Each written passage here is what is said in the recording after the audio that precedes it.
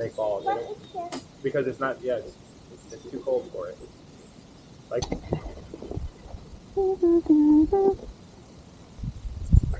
I'm cold. I'm not okay, hold it.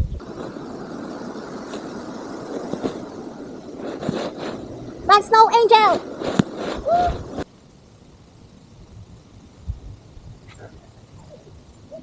Stella! I'm making a snowman.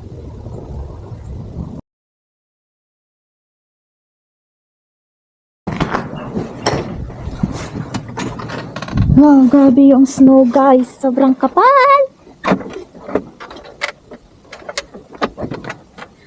Tara, mag-explore tayo dito sa snow.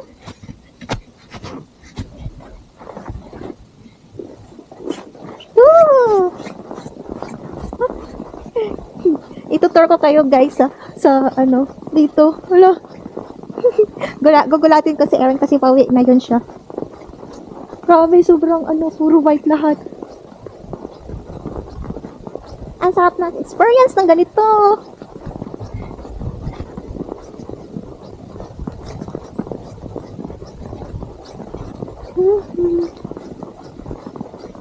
Grabe ang ano, ang kapal ng snow guys. Oh. Umuulan. Umuulan ng snow. Wow, tingnan nyo guys. Dito sa labas. Wow! Wow! Pero puro white na lahat dito.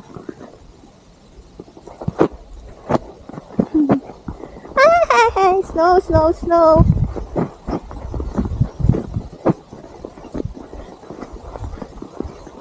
Ang kapal ng snow. Best experience. Dati dream ko to. Ngayon dream come true. Gagawa na ako ng snowman. Buong araw ngayon guys mag-snow. So, bali ito nga guys, yung unang snow na sobrang kapal na umabot ng 3 to 4 inches. Kaya nung nakita ko yung paligid na puro puti na, sobrang saya ko at lumabas talaga ako. Hindi ko mapigilan yung sarili ko guys para pumunta sa labas at maglaro-laro ng mga snow. Sino ba naman guys ang hindi ma-excite sa snow kung galing ka sa isa sa pinakamainit na lugar sa buong mundo? Yung mga nakatira nga dito inaabangan yung snow. Tayo pa kayang hindi pa nakakita ng real snow. At isa nga ito guys sa mga dream ko talaga, ang ma-experience ang snow. Dahil ako nga lang yung nag-iisa sa bahay, sinamantala ko na yung panahon na maglaro-laro sa labas at mag-explore sa snow. So, bali, bumili nga kami guys ng aking snow pants sa mall. Kasama ko yung mga biyanan ko at meron akong mga winter jacket at gloves. Kasi hindi kaya talaga guys kapag manipis lang yung jacket mo kasi sobrang lamig talaga. Kaya kahit humiga-higa ka pa sa snow guys, hindi ka lalamigin kapag meron kang mga snow pants at mga snow jacket. Okay lang guys na humiga-higa, gumulong-gulong ka sa snow kasi sa sobrang lamig guys, yung snow ay para siyang powder. Hindi siya dumidikit sa may katawan mo at hindi ka basta-bastang mababasa. So, tuwang-tuwa nga ako dito guys at napahiga-higa pa ako. Ayan yung gusto kong gawin, yung snow angel. Sa wakas, nagawa ko na yung snow angel. Ito yung snow angel Dati ko. guys, akala Snow ko angel. yung snow ay parang ice lang siya. Yung parang, mababasa ka. Yung isang klase lang yung klase ng snow. Pero siya, iba. Pag sa personal siya, para siyang face powder. Sobrang pino niya at pinong-pino niya at siya guys, hindi siya dumidikit sa katawan mo. Ganon daw yun kapag sobrang lamig. Kaya inikot ko na ito yung buong paligid dito sa amin. Meron ditong area na sobrang kapal talaga ng snow. Dalawang klase lang naman guys ang gusto kong gawin tuwing pag nag-snow. Yung una ay gagawa ko ng aking first snow angel at snowman. So habang naglalaro nga ako dito guys sa labas, ay hinihintay ko na rin guys si Aaron na dumating galing sa work niya. Pa-out na rin kasi siya sa kanyang work. Kaya kung makikita nyo guys, gusto ko talaga humiga sa snow kasi parang alam yung feeling, parang stress-free ka, bumalik ka sa pagkabata. Kung pwede nga lang, gusto kong gumulong-gulong kung saan-saang parte dyan eh. Kaso meron CCTV yung kanilang bahay, baka makita ako sa camera. So, ayan nga guys, ay bumubuo nga ako ng aking first snowman. Ang problema, nahihirapan ako bumuo kasi hindi dumidikit yung mga snow. Yun pala, sabi ni Aaron at ng parents niya ay hindi talaga bubuo yung yung snow, hindi sila magdidikit kapag sobrang lamig. Maganda maggawa ng snowman pag patunaw na daw yung snow. Wala akong ka-idea nito guys, kaya nagtataka ako bakit hindi ko magawa-gawa yung yung gusto kong shape ng snowman. Kaya ang kinalabasan ay parang bundok na. Okay lang naging bundok kasi puro bundok na rin kasi yung nasa Pilipinas. Dami kasing bundok sa atin. Represent lang din siya ng Philippines. Bali dito, pinipilit kong bumuo ng kanyang head, yung ulo ng snowman, kasi hindi ko magawa. So, habang binubuo ko nga itong snowman ko, maya-maya ay dumating na rin si Aaron galing work.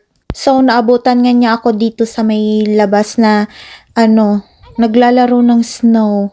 Yung nagustuhan ko rin ito sa asawa ko kasi very supportive siya sa akin. Hindi rin siya, yung killjoy. Very supportive siya sa mga kabaliwan ko sa buhay. So, hindi talaga ako nag-give up sa paggawa ko ng aking snowman. Parang bundok na talaga siya. Kasi, gusto ko talagang matapos at makabuo ako kahit hindi magandang snowman. So, nilapitan nga ako ng asawa ko kahit hindi siya nakasuot ng pang snow talaga guys. Lang siya, jacket lang yung suot niya. Tapos, sa bagay, sanay na rin kasi sa sobrang lamig na klima. Pero syempre, malamig pa rin yan. Hindi pa rin siya nakatagal ng bonggang-bongga, lalo na't wala siyang gloves. So, pinapanood nga niya guys yung ginagawa kong snowman. Tapos, ayun, tinutulungan niya ako kung paano mabuo yung snowman ko. So, kumuha siya ng stick at nilagay sa gilid yung parang kamay. At ako naman ay nilagyan ko siya ng naganap ako din ng stick para lagyan ng mukha. Nilagyan ko ng mata, ilong at bibig. So, yung kinalabasan ng aking first snowman ay bundok snowman. Kasi para talaga siyang bundok na nilagyan lang ng stick sa gilid at itsurang snowman. Syempre, dahil first time ko ito, hindi pwedeng palagpasin, kailangan may souvenir, kaya todo support naman yung asawa ko at pinicturan pa talaga ito. Minayday niya ito, ay ginawa niyang reels. So, nagpinicturan nga niya ako dito sa aking first snowman. Tapos, pumunta kami doon sa kabila kasi doon ay mayroong sobrang makapal na snow.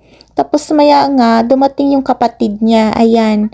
Tapos gumagawa nga kami guys ng dyan. Nagsushoot kami ng snow angel ko. So kung makita mo guys, nagsi-snow angel ako, tapos binibidyohan ako ni Aaron. O diba, sobrang bait ng asawa ko. Very supportive talaga siya. Kaya napapainlove ako sa kanya lalo eh.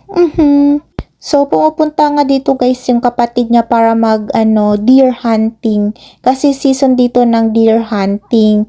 Kaya lagi siyang pupunta dyan kasi malawak yung woods nila. Dyan siya nag-hunting ng deer.